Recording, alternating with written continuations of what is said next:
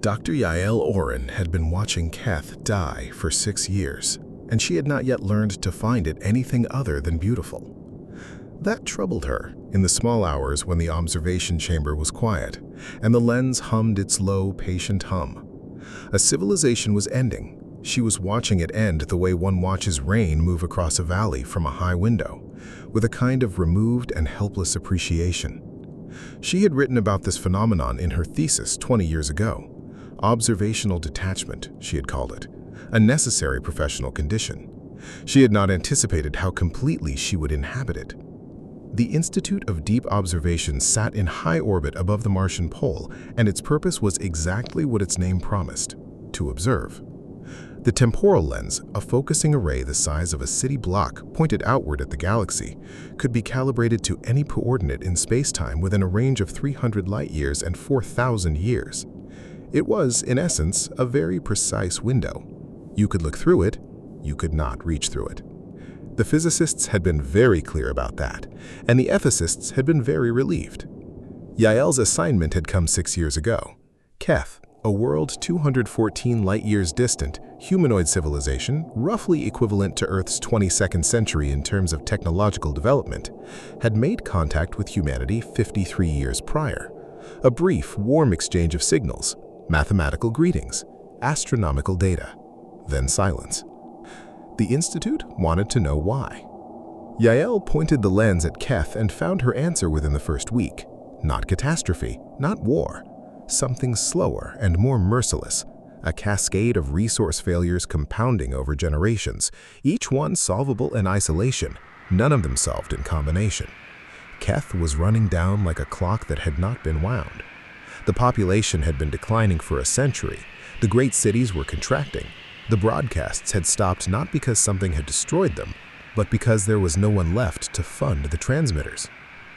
By the time Yael arrived as an observer, perhaps 60 million Keth remained on a world that had once held 4 billion. Her job was to document, to build a historical record of a civilization that would otherwise leave no trace in any human archive. She was thorough, she was professional.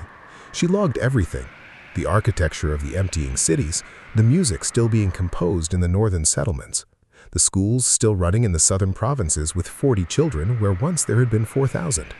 She told herself it was important work. She believed it. In the final year, she found herself returning again and again to a single figure. The scientist's name, as best Yael could parse the Keth phonetic system, was something close to Siren. She worked alone in a basement laboratory beneath what had once been Keth's foremost university, in a city that now held perhaps 3,000 people. She was old by Keth standards, Yael estimated late 70s, and she worked with the focused, unhurried manner of someone who has stopped caring about deadlines because all deadlines have collapsed into one.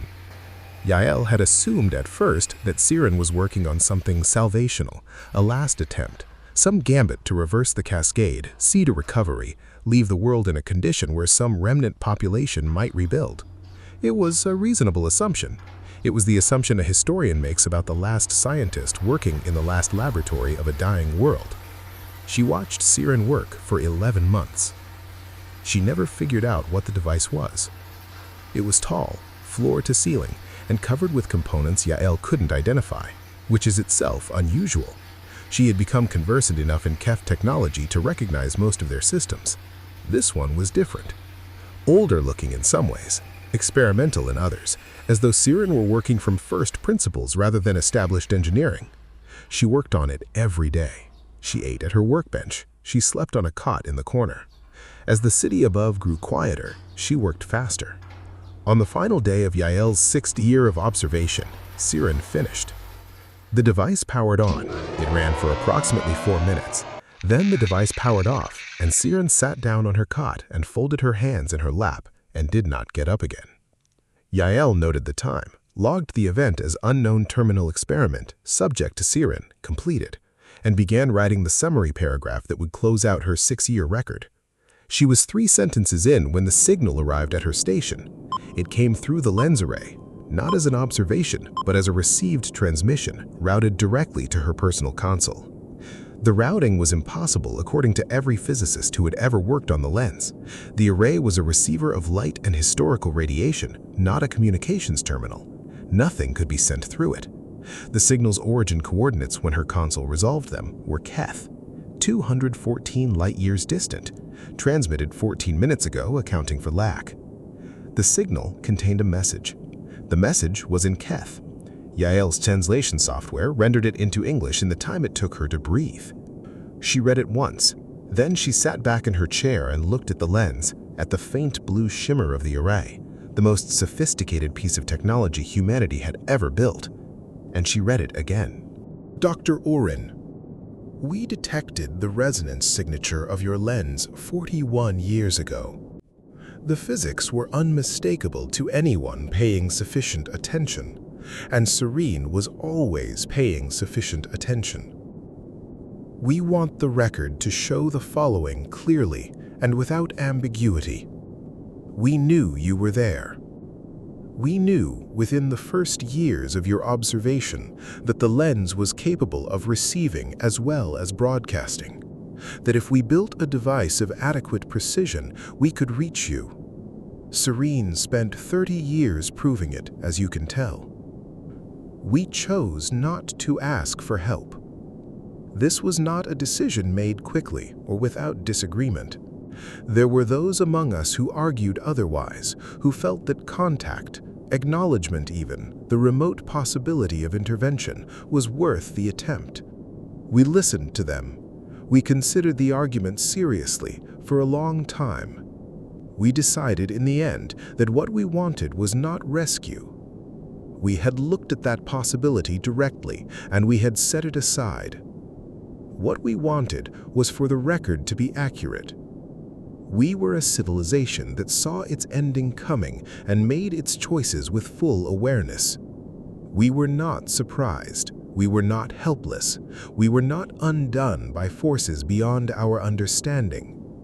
We understood them very well, and we made decisions across many generations that led us here. Some of those decisions were wrong.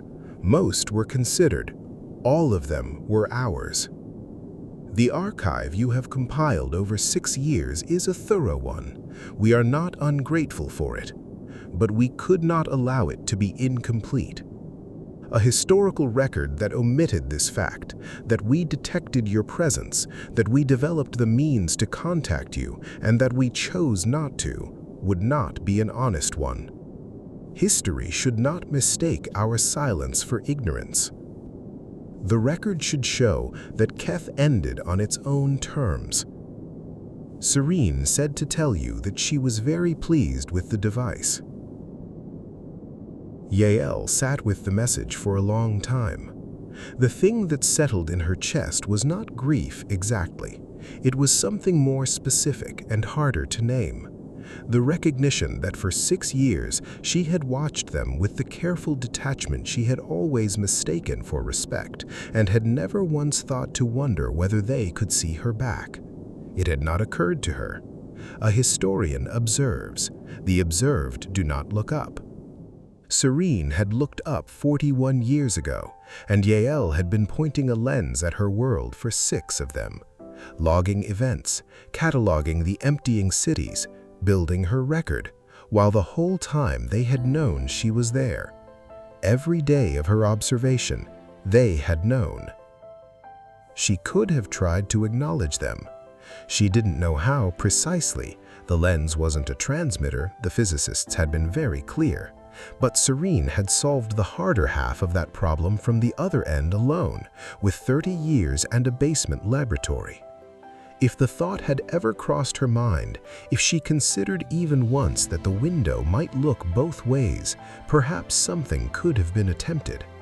Perhaps it would have changed nothing.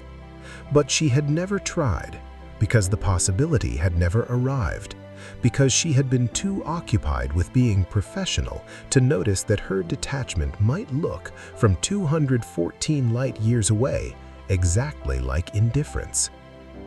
Keth had not asked to be saved.